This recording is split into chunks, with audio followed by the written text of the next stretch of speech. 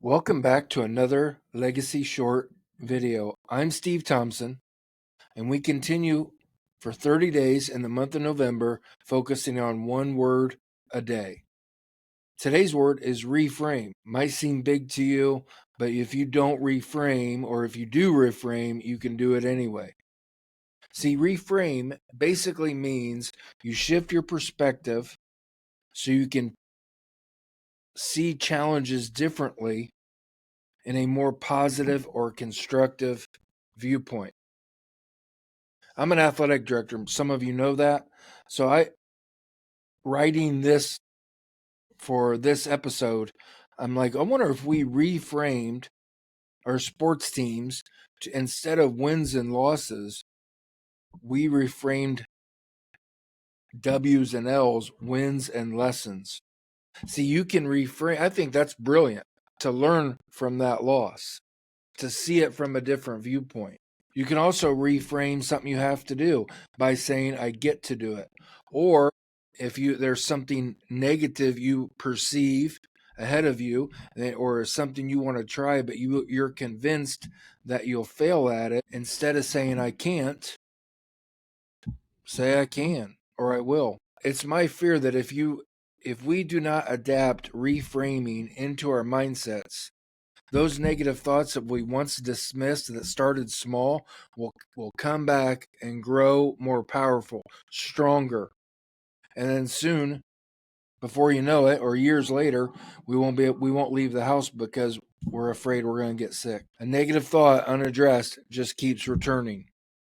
You know, the word reframe is not in the Bible. However, in 2 Corinthians chapter 10 verse 5, part of that verse says, take every thought captive to obey Christ.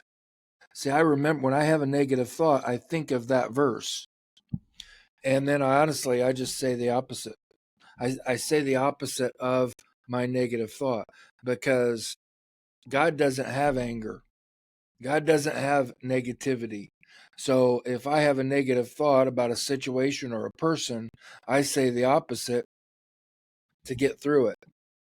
I reframed how I look at someone. There's someone in our town that I've had a negative relationship with. I judged him incorrectly. I harbored negative feelings. And then one day I just thought, I wonder how Christ sees him.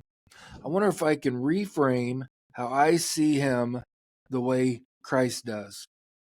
Now when I see him, whether it be in person or on social media, I see the good that he's doing. A matter of fact, I've said I love what he's doing. I'm even thinking about inviting him to lunch. I don't know if that'll happen, but I know this, 3 to 5 years ago, there's no way I would have had lunch with him.